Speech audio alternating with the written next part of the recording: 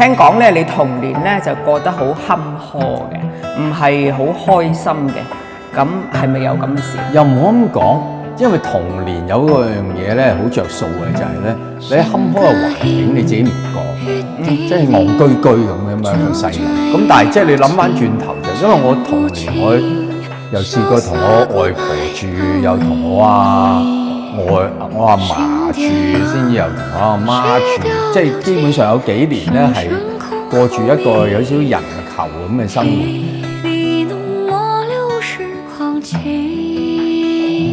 我諗某程度我嘅表達能力係高嘅，而呢個係嚟自一種嘅敏感嘅。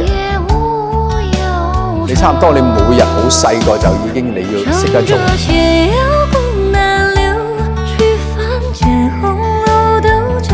你自己入邊，你覺唔覺得自己都有拘緊埋落嚟？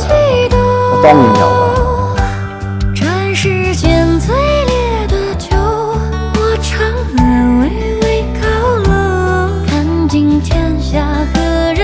悲觀哲學家叔本華話：你要減輕自己嘅痛苦，首先就要睇下嗰啲比你更加痛苦嘅人，佢真係樂觀。當你自己生暗瘡，你話知其他人生 cancer。呢個名咧，又係有好多嘢唔妥喎，我覺得。嗱，大家諗下，我叫黃子華啦，我老豆改嘅。子即係仔啊，華咧，即係我查啲壞鬼字典咧，就叫美觀咁解喎。你覺得我呢隻仔美唔美觀咧？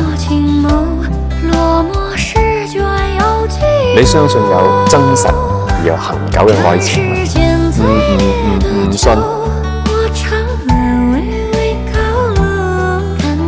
我嘅意思係我唔信有無條件嘅愛嘅，所有愛都有條件。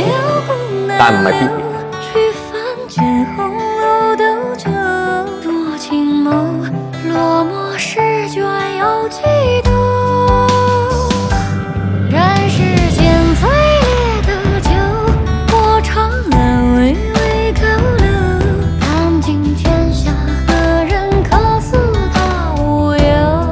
人生不如意事係應該十常一二嘅啫。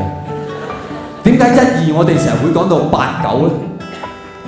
就係因為你個二五仔永遠令你淨係記住個不如意嘅一二。